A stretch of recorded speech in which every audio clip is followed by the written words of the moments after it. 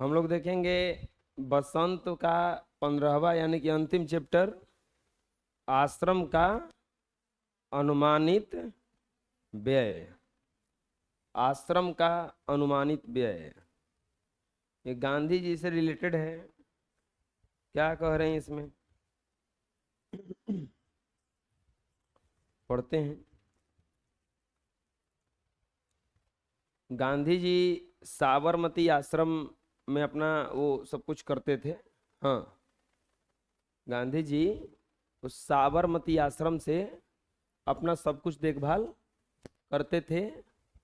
तो वहाँ पर अब आश्रम मतलब होता है कि एक से ज़्यादा लोग वहाँ पे होंगे।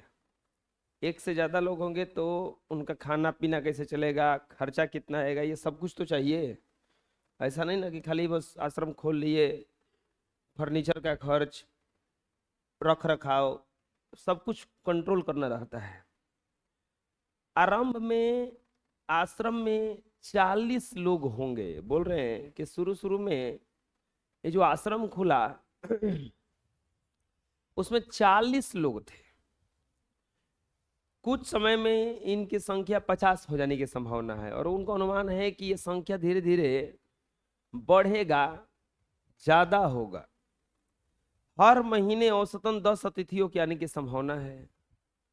और वहां आश्रम पर क्या होता था ना कि इनसे लोग मिलने आते थे, अपनी समस्याओं को लेकर, अपने परेशानियों को लेकर लोग इनसे मिलने आते थे। तो उनको अनुमान था कि महीना में कम से कम 10 लोग तो ये करेंगे जो हमसे मिलेंगे आके।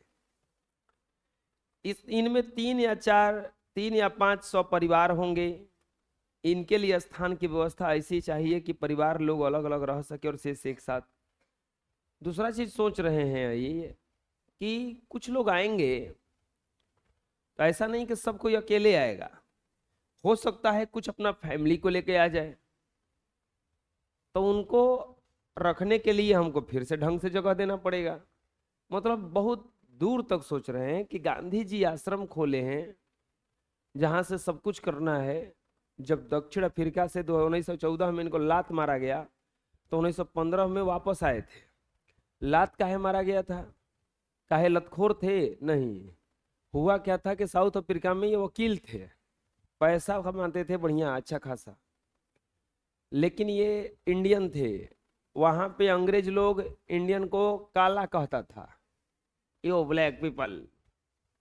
और उन लोगों में छुआछूत था। वो गोरखा सब अपने को बहुत महान समझता था और करीवा को समझता था कि करीवा जो है एकदम अलग थी, वो उसमें छुआना नहीं चाहता था। गांधी जी अब ओकरा में ट्रेन में चढ़े एक बार, वहां पे 1914 का बात है। अब पहला दर्जा का टिकट, जैसे फर्स्ट क्लास का टिकट लिए थे। ट्रेन में क्लास होता है, first class, second class, third class. Third class में टिकट कम होता है, सेकंड क्लास का टिकट थर्ड क्लास से ज़्यादा होता है, फर्स्ट क्लास का सबसे ज़्यादा होता है। उसमें केवल अमीर लोग और बढ़िया लोग चढ़ते हैं क्योंकि ज़्यादा टिकट होता है, कम बहुत लोग खरीदेगा नहीं। गांधी जी फर्स्ट क्लास का टिकट लेके सीट पर बैठे थे। अंग्रेज आया और देखा कि काला आदमी बैठा ही। बोला, ए तुम्हारा ये जगह नहीं है, चल भाग ये ले, निकल अगले स्टेशन पे उतर के। तो बोले कि नहीं भैया, हम टिकट, ट्रेन थोड़े ना, ट्रेन में तो टिकट देखा जाता है, तो टिकट तो हम पहले दर्जे का लिए हैं, तो तू काहे भगा रहा है हमको? वो लोग बोला कि नहीं नहीं, यू आर ब्लैक पीपल, तू काला आदमी है, भाग ये ले। काला आदमी के लिए में जगह नहीं है, टिकट हो चाहे ना हो। और उसको नहीं उतरे तो अगले स्टेशन पर घसीट के सामान सहित उतरवा दिया है, उधर गिर गए। गांधी जी दोबारा ट्रेनों में नहीं चढ़े और वही कसम खाए कि तू लोगों ने ट्रेन से लात मारा है और मैं तुम लोगों को देश से लात मारूंगा। और आ गए वापस इंडिया। 1947 में भारत आजाद हुआ, तो 1915 से लेकर के 47 तक ये संघर्ष करते रहे कि तू लोग को भगाएंगे ही भगाएंगे, और भगा भी दिए। तो वही वो जब आश्रम खोले वहां पे, तो आश्रम खोले तो उनको लगा कि सब होगा इस सब। इसी को ध्यान में रखते हुए 3 रसोई घर हो, मकान कुल 50,000 वर्ग फुट क्षेत्रफल में बने, सब लोगों के लिए लायक जगह हो जाएगी। उनको अनुमान था 3 गो किचन बनवा दिए और 50,000 स्क्वायर फीट में वो घर वो हम मतलब बनवा रहे थे चारों तरफ कि लोग आएंगे तो कहाँ रहेंगे। इनके अलावा 3,000 पुस्तक रखने लायक एक पुस्तकालय और अलमारियां होनी चाहिए। किताब बहुत ज्यादा था। कोई भी महान ऐसे नहीं बना है। महान आप अस्त्र उठा के नहीं बन सकते। ऐसा नहीं कि आप तलवार उठा लिए तो महान कहलाइएगा, नहीं। कलम की ताकत तलवार से ज्यादा होती है। 3,000 किताब था इनके पास। पढ़ते थे बहुत ज्यादा, वो लिखते भी थे। कम से कम 5 एकड़ जमीन खेती करने के लिए चाहिए। अब वो लोग खाएगा क्या? अनाजे ना खाएगा। अनाज खाएगा तो अनाज रखने के लिए अनाज होगा कहाँ से? खेती से। तो वो अनुमान लगाए कि 5 एकड़ खेती का जमीन चाहिए, जिसमें से कम 30 लोग काम कर सके, और खेती का औजार भी चाहिए। अब खेती ऐसे थोड़ा ना होगा। कुदाल, हसुआ, ये सब भी तो चाहिए। कुदाल, फावड़ा, खुरपी की जरूरत होगी।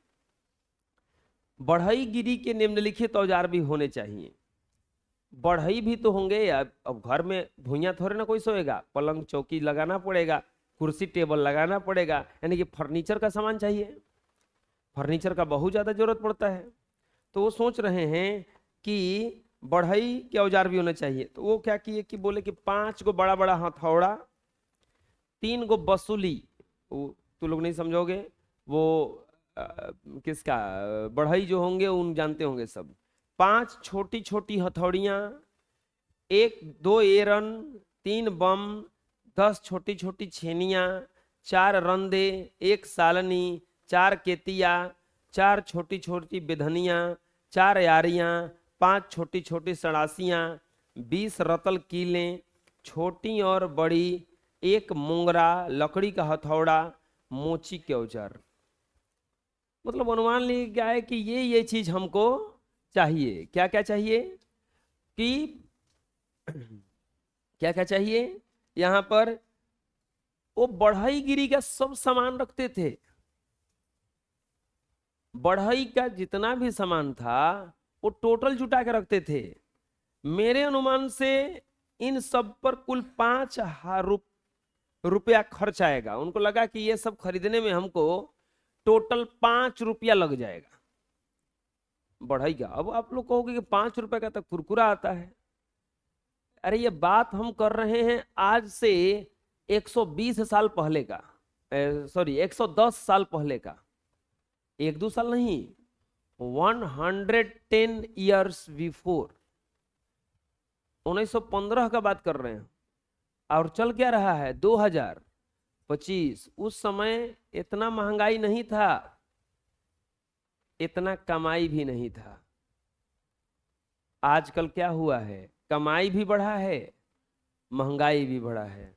तुम लोग पैसा जो 5 रुपया लेके जाते हो और कुछ नहीं मिलता है। हम लोग जब पढ़ने जाते थे 2008 में, 2007 में, 50 पैसा लेके जाते थे। 8 आना, हमको लगता है ढेर 8 आना का सिक्को नहीं देखा होगा अभी। अठन्नी 4 आना, 4 आना चलता था, 8 आना चलता था। 1 रुपये का आधा 8 आना होता है, टोटल 16 आना होता है। 16 आना का 1 रुपया होता है। 50 पैसा का सिक्का होता था, 25 पैसा का सिक्का होता था। 50 पैसा का सिक्का लेके आदमी जाता था ना, तो वो 4 आना उसमें से बचा लेता था और अतना तलमोट मिलता था, खाता था आदमी बैठ के। जो तुम लोग का 5 रुपए में नहीं मिलता है, वो पहले कितना में मिलता था? 50 पैसा में। अरे 100 रुपए में खेत मिल जाता था।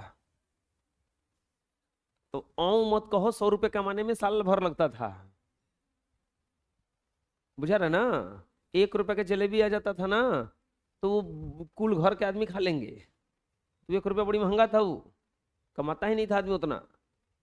20 रुपया महीना का कमा ले तो अरे वाह रे, 20 रुपया को मिले भाई महीना को, उतना था। वो छोड़ो ना, दही दूध खिला के खेत लिखवा लेता था आदमी। क्या ये 10 दिन दही खिलाते हैं हमको, खेत लिख दीजिएगा। वो लिख देता था। हाँ, खेत बेच के आदमी भैंस खरीद लेता था। खेत बेच के भैंस खरीदता था कि भैंस खरीदम, दूध पियम। पैसा कहाँ से? खेत बेचम। खेत तो पहले खेतों ढेर था। अब का भइल ना, बटात बटात बटात बटात, अब तो घरों बनावल मुश्किल भइल बा। अब वैभव के लिए बताने मनी तो इतना महंगा हो गया है कि कुछ है ये नहीं है। तो कुल सामान पर खर्च कितना आएगा इनका? 5 रुपया। रसोई के लिए आवश्यक सामान पर 150 रुपया खर्चा आएगा। वो अनुमान लगाए कि रसोई में जो सामान है, रसोई किसको कहा जाता है? किचन। किचन का जो सामान है, बर्तन हांडी तो चाहिए, तो 150 रुपया आएगा। स्टेशन दूर होगा तो सामान को या मेहमानों को लाने के लिए बैलगाड़ी चाहिए। बात सही है। कोई आएगा तो पैदल कैसे आएगा, स्टेशन दूर है। मैं खाने का खर्च 10 रुपया प्रति मासिक प्रति व्यक्ति लगाता हूँ। वो अनुमान लगाया कि 10 रुपया में एक महीना एक आदमी लोग खाएंगे। मैं नहीं समझता कि हम यह खर्च पहले वर्ष में निकाल सकेंगे। वर्ष में औसतन 50 लोगों का खर्च 6,000 रुपये आएगा। मुझे मालूम हुआ कि प्रमुख लोगों की इच्छा यह है कि अहमदाबाद में यह प्रयोग 1 वर्ष तक किया जाए। यदि ऐसा हो तो अहमदाबाद को ऊपर बताया गया खर्च उठाना चाहिए। मेरी मांग भी यह है, अहमदाबाद मुझे पूरी जमीन और सभी मकान दे दे, बाकी खर्च मैं कहीं और से यह जुटा लूंगा। क्योंकि विचार बदल गया है, इसीलिए ऐसा लगता है कि 1 बरस या इससे कुछ कम दिन का खर्च अहमदाबाद को उठाना चाहिए। अहमदाबाद गुजरात में एक शहर है, राजधानी है उसका, नहीं राजधानी शहर है। अहमदाबाद 1 बरस का खर्च उठाने के बोझ के लिए तैयार ना हो तो ऊपर बताए गए खर्च के इंतजाम मैं कर सकता हूँ। क्योंकि मैंने खर्च का यह अनुमान जल्दी में तैयार किया है, इसलिए संभव है इसमें कुछ मदद छूट गई। इसके अतिरिक्त खाने के खर्च के सिवा मुझे स्थानीय स्थितियों की जानकारी नहीं है, इसीलिए मेरे अनुमानों में भूलें हो सकती हैं। यदि अहमदाबाद इस सब का खर्च उठाए तो विभिन्न मदों का खर्च होगा, किराया बंगला, खेती का जमीन, किताब की अलमारियों का खर्च, बढ़ई के औजार, मोची के औजार, जूता सिलने वाला भी व्यवस्था कर रहे थे कि जूता चप्पल टूटेगा तो क्या सिएगा। आपको पता है गांधी जी जो थे ना, वो मशीनों के खिलाफ थे। वो चाहते थे कि हर कोई अपना काम करे। आत्मनिर्भर किसको कहा जाता है? अपने से स्वयं अपना काम करना, किसी के आसरा न रहना। तो उससे क्या होता है कि लोग सही से काम करते हैं। मतलब आसरा नहीं है ना कि ये आएंगे आदमी करेंगे, कहीं नहीं आया तो काम छूट जाता है कि नहीं छूट जाता है। गांधी जी हर अपना काम स्वयं करते थे। झाड़ू लगाना, बर्तन साफ करना, कपड़े धोना। कपड़ा क्या पहनते थे? केवल धोती पहनते थे। उनका जहां फोटो देखोगे कुर्ता में नहीं मिलेगा एक भी फोटो उनका। इसके बाद में फर्नीचर का काम करना, हर काम अपने से करते थे। देखो, अपना काम कोई छोटा बड़ा नहीं होता है। ये मत सोचना कि हम ये काम करेंगे, क्या करेगा। अपना काम अगर होगा तो उसमें कोई बुराई नहीं है। दूसरा का थोड़े ना जाके कर रहे हैं। अपने घर में काम लगा है, अगर ईटा ढो दिए तो हम छोटे थोड़े ना हो जाएंगे। दूसरा का काम है, वो हमारा काम है, हम करेंगे। यहाँ पे कुछ पॉइंट लिखा हुआ है कि दक्षिण अफ्रीका से लौटकर गांधी जी ने अहमदाबाद में एक आश्रम की स्थापना की। उसकी प्रारंभिक सदस्यों तथा सम्मान का विवरण इस पाठ में है। आए साबरमती का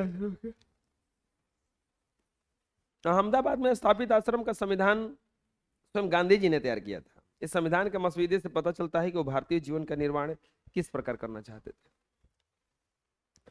हम जैसे बड़ा आश्रम था, अब एक जैसे कि मान लो कि संस्थान है, उसको चलाने के लिए कोई एक आदमी रूल रेगुलेशन बनाता है।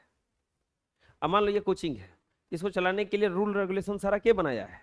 हम बनाए हैं। तो सब कुछ हम बनाए, हमारे अनुसार चलना चाहिए ये। अगर हमारे अनुसार सब ना चले तो ये चल पाएगा एक भी दिन? 10 लोग होंगे, 10 खोल के बात करेंगे। तुम लोग को इसमें बैठना था तो कौन दूसरा कोई आया बोला कि ना तुम लोग को तो उसमें बैठना है जाके।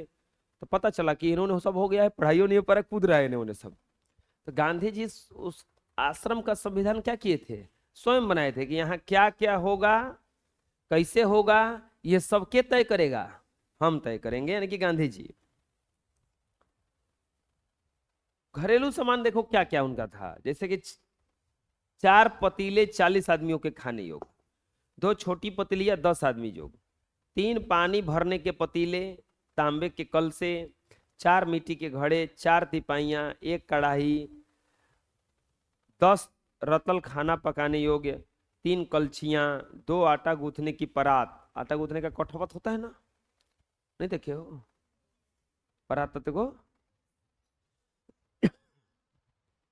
अगर ज्वाइंट फैमिली होगा तो उसी में आटा गूंथा जाता होगा, और नहीं तो 2-4 लोग अगर घर में होंगे तो छिपा में, कटोरी में भी आटा गूंथा जाता है।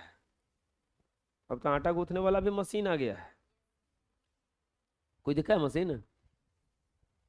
देखी है? तुम्हारे घर है? गूंथ देता है बढ़िया से,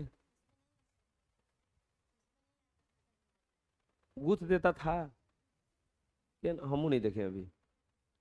एक पानी गर्म करने का बड़ा पतीला, 3 केतलियां, 5 बाल्टी, नहाने का पानी रखने का बर्तन, 5 पतीले के ढक्कन, 5 अनाज रखने का बर्तन, 3 तैया, तैया समझ में आता है? तावा, 10 को थाली, 10 को कटोरी, 10 को गिलास, 10 को प्याला, 10 कपड़े धोने के टब, 2 को छोलनी, छलनिया होता है, 1 पीतल की छलनी, 3 गो चक्की, 10 गो चम्मच, 1 गो करछा कलछुल, 1 इमाम दस्ता मुसली, 3 गो झाड़ू, 6 गो कुर्सी, 3 गो मेज, 6 गो किताब रखने का अलमारी, 3 गो दवात, काले काले तख्ते, 6 गो रैंक, 3 भारत के नक्शे, 3 दुनिया के नक्शे, 2 बम्बई अहाते के नक्शे, 1 गुजरात का नक्शा, 5 हाथ करघे, बढ़ई के औजार, मोची के औजार, खेती के औजार, 4 चारपाइयाँ, 1 गाड़ी, 5 ललटेन,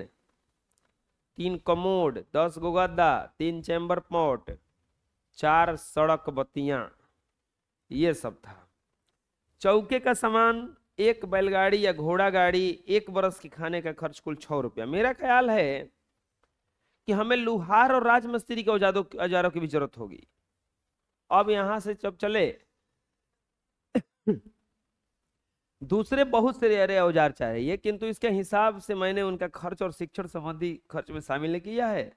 शिक्षण सामान में 5-6 देसी हाथ करघों की आवश्यकता होगी।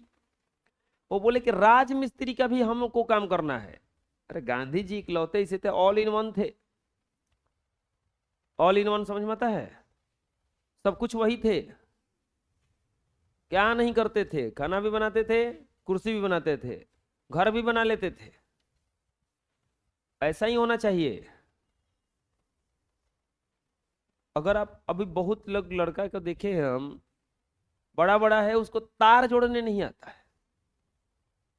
बोर्ड में तार जोड़ने के लिए दे दिया जाए तो उसका हालत खराब हो जाएगा, वो शॉर्ट लड़ा देगा सब, पता चला ट्रांसफार्मर उड़ गया। तुम लोगों में से किसको तार जोड़ने नहीं आता है? तार जोड़ देती है? कितना भी जटिल बोर्ड हो, गुथ देगी तारों में। तार जोड़ने का मतलब ये नहीं कि तार टूटल बा, तार टूटल बा, जैसे लाइन काट के इसे जोड़ के टेप मार देनी। वो तो कोई कर दी। बोर्ड वगैरह कौन बना देता है? बोर्ड बना देते हो तो बना देता है बोर्ड? तार कूद देता है? हैं? चलो तुम्हारा एक दिन प्रैक्टिकल कराया जाएगा, इसको बोर्ड देंगे तार गूंथने के लिए। ये पूरा ये इतना बड़ा सारा बोर्ड गूंथ देगा? तब कैसा बोर्ड गूंथेगा? हम 5वां 6वां में थे तो हम बोर्ड बनाने जान गए थे। ये जानते हो कैसे आता है? जिज्ञासा से आता है। जिज्ञासा मतलब जानने की इच्छा। घर में जितना वायर का काम होगा वो सब हम किए हैं, टोटल के टोटल। कोई मिस्त्री नहीं आया है, कुछ नहीं है इसमें। जिज्ञासा है, नहीं कुछ कर देंगे, हम कर देंगे, बस काम खत्म। उससे क्या हुआ? फायदा क्या हुआ? पहला तो पैसा बच गया, मिस्त्री आएगा तो पैसा लेगा ना। दूसरा, समय से काम हो गया। तीसरा, कुछ बिगड़ा तो हम जानते हैं कि कहां से बिगड़ेगा। बात समझ में आया? चौथा, हम अपने मर्जी से सब कुछ किए हैं तो हम जानते हैं कि यहां क्या करना है, वहां क्या करना है। होता क्या है, अगर घर में वायरिंग करा लोगे, इसमें जानते हो ये पाइप में बहुत सारा तार गया हुआ है। एक एक पाइप में 10-10, 15-15 को तार जाता है। ये जितना ऊपर है सब तार से बिछा हुआ होगा ऊपर। तो होता क्या है, अब तो मिस्त्री डाल के तार चला गया, अब किस तार को किससे जोड़ा है वो तो पता नहीं। अब जब जब बिगड़ेगा, कुछ कुछ खराबी आएगा, तब तब उस मिस्त्री को याद कीजिए। फ्री में आएगा वो, पैसा लेगा।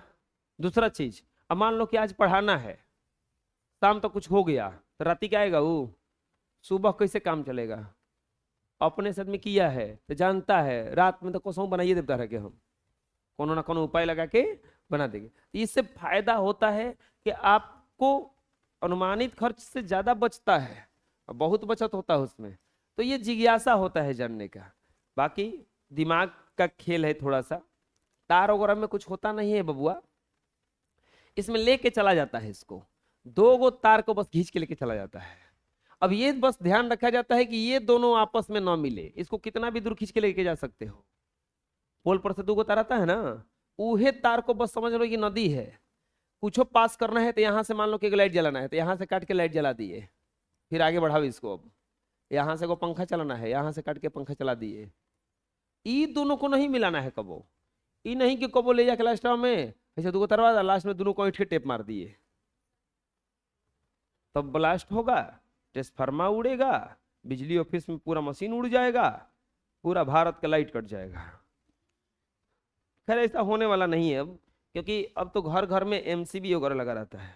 अब थोड़ा सा भी कुछ होता है तो एमसीबी क्या कर जाता है, ट्रिप कर जाता है, चाहे फ्यूज लगा रहता है, फ्यूज वगैरह क्या हो जाता है वहां से उड़ जाता है। चलिए पाठ का प्रश्न देखेंगे हम लोग।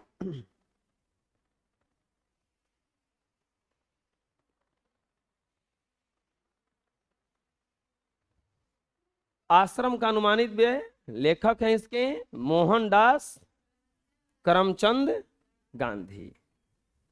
पहला प्रश्न है इसमें, हमारे यहां काम लोग खुद न करके किसी पेशेवर कारीगर से करवाते हैं, लेकिन गांधी जी पेशेवर कारीगरों के उपयोग में लाने वाले औजार छेनी, हथौड़ी, बसुला इत्यादि क्यों खरीदना चाहते होंगे। नॉर्मली हम लोग काम करवाना रहता है तो बढ़ई का काम कराना है, फर्नीचर का काम कराना है तो फर्नीचर वाले मिस्त्री आते हैं। अब जैसे ये काम कराना था तो हमको फर्नीचर वाला मिस्त्री को बुलाना पड़ा, अभी भी काम कर रहे हैं, वो ऊपर में बन रहा है। तो ऐसा क्यों होता है, दो चीज है, पहले तो समय का कमी है, दूसरा पूरा हम लोगों के पास औजारे नहीं है कि हम इतना काम कर पाए। औजार रहेगा तो आदमी कर लेगा। हमारे यहाँ काम को लोग खुद न करके किसी पेशेवर कारीगर से करवाते हैं, क्योंकि लोगों के पास सभी प्रकार का औजार है। उन लोगों के पास सब प्रकार का औजार होता है, क्योंकि हर लोगों के पास सभी प्रकार का औजार नहीं होता। अब हमारे पास सब कुछ नहीं है, उन लोगों के पास है। वही कारीगर के पास हर प्रकार का औजार होता है, तब वो औजार रखा है कि किससे क्या क्या करना है। गांधी जी ये सब औजार इसलिए खरीदना चाहते थे क्योंकि वो हर छोटा बड़ा काम स्वयं करते थे, वो खुद ही दिन भर। गांधी जी जानते हो फालतू काम में क्यों नहीं व्यस्त रहते थे, क्योंकि वो अपने काम में से उनको फुर्सत नहीं मिलता था। दिन भर कुछ ना कुछ क्या करते रहते थे, करते रहेंगे। जब दिन भर कुछ ना कुछ करते रहिएगा तो बिजी रहिएगा। बिजी लाइफ सबसे बेस्ट लाइफ होता है। वे कहते थे कि लोगों को आत्मनिर्भर होना चाहिए, किसी भी कार्य को करने में संकोच नहीं करना चाहिए, कोई भी काम करने में संकोच नहीं करना चाहिए। गांधी जी सब औजार वगैरह खरीदे थे।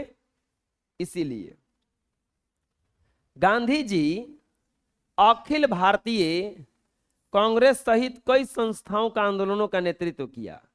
उनकी जीवनी, उन पर लिखी गई किताबों से उन अंशों को चुनिए जिस हिसाब किताब के प्रति गांधी जी की चुस्ती का पता चलता है।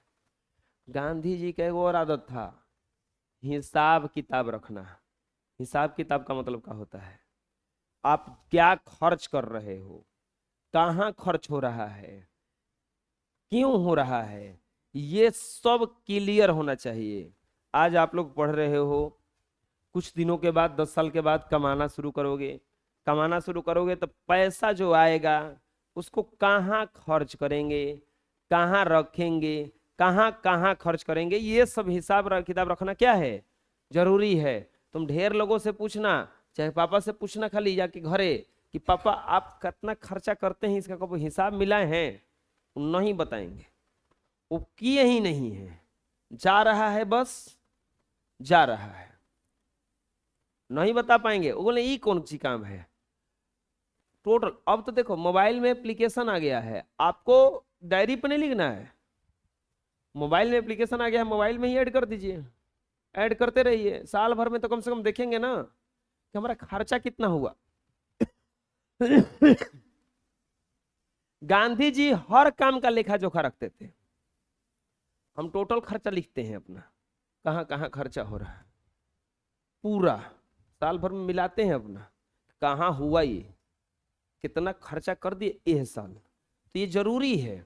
वे प्रत्येक विषय के प्रति नकारात्मक एवं सकारात्मक सोच बराबर रखते थे। निम्न उदाहरणों से समझ सकते हैं। गांधी जी अखिल भारतीय राष्ट्रीय कांग्रेस कई संस्थाओं और आंदोलनों के सफल नेतृत्व किया। वे लेखा जोखा रखने में शुरू से ही काफी सक्रिय रहते थे।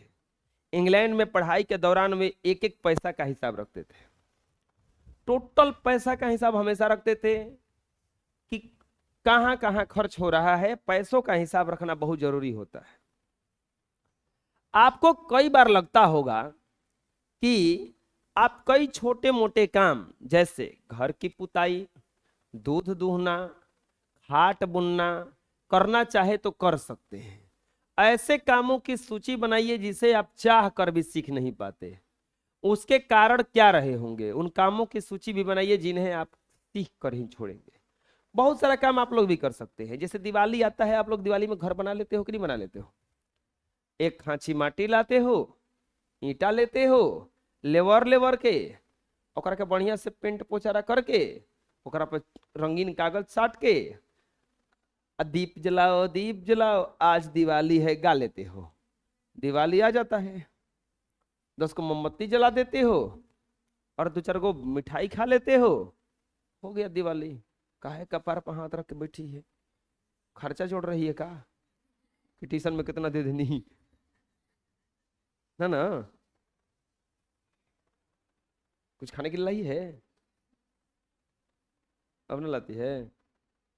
अच्छा हाँ, ढेर सारा काम कर सकता। अच्छा आप बताओ, कुछ नहीं कर सकते हो, सफाई तो कर सकते हो ना। अच्छा कौन झाड़ू लगाता है घर में तुम लोगों में से? तू लोग का तो परमानेंट है, तो पूछना कुछ है। कोई झाड़ू लगाता है घर में? तुम रोज? कभी कभी देख लो, इतना बैठा है, एक खाली आया। अच्छा बर्तन कौन धोता है तुम लोगों में से? शर्म का बात नहीं है, तू लोगों से तो कुछ भी नहीं करेंगे।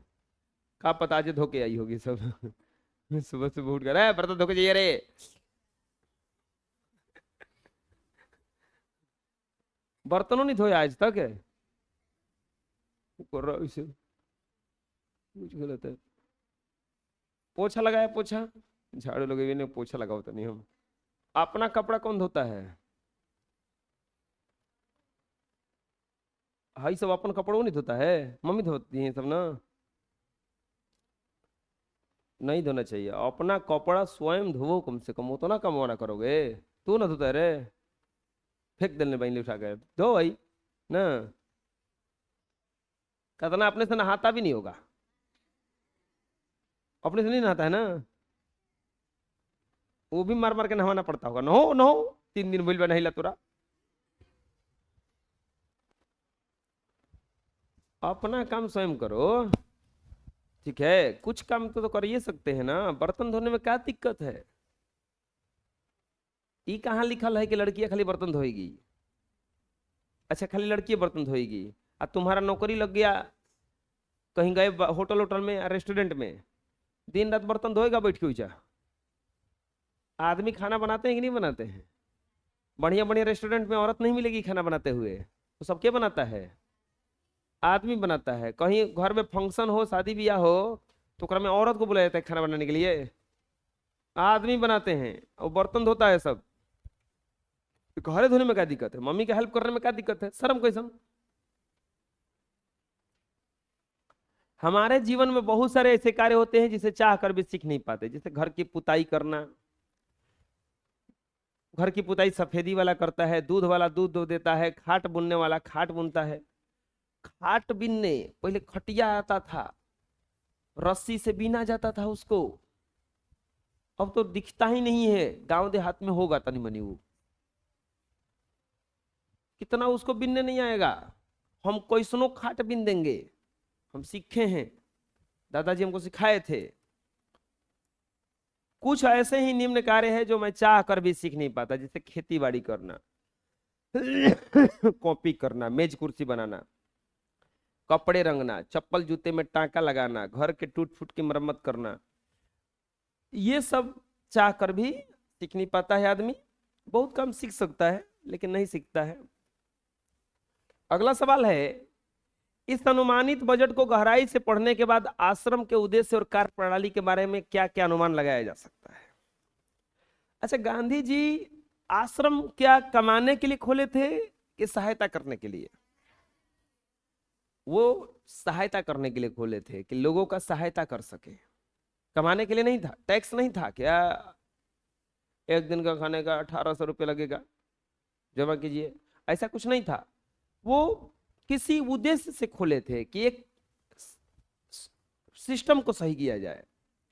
हम लोग भी ऐसा कर सकते हैं क्या? मतलब उसका अतिथि सत्कार, सबसे पहले वो अतिथि मानते थे, उनको लाने के लिए गाड़ी भेजते थे।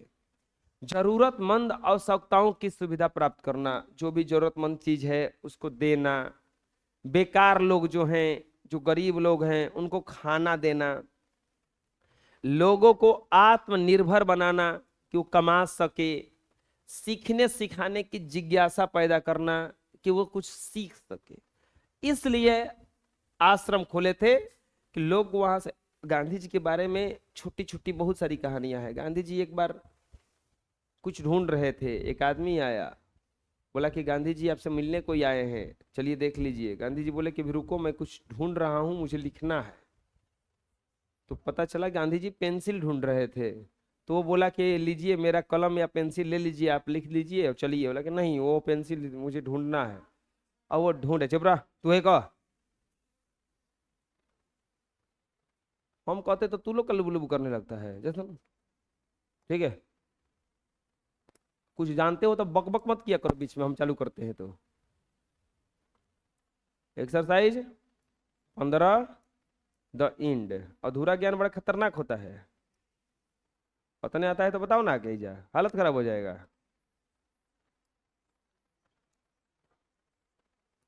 लगता है कि आगे आगे चलता है। खत्म हो गया जी। और बसंत चैप्टर पूरा, बसंत भाग भी क्या हो गया आपका, खत्म हो गया। पूरा बसंत आप लोगों का बसंत ऋतु के साथ खत्म।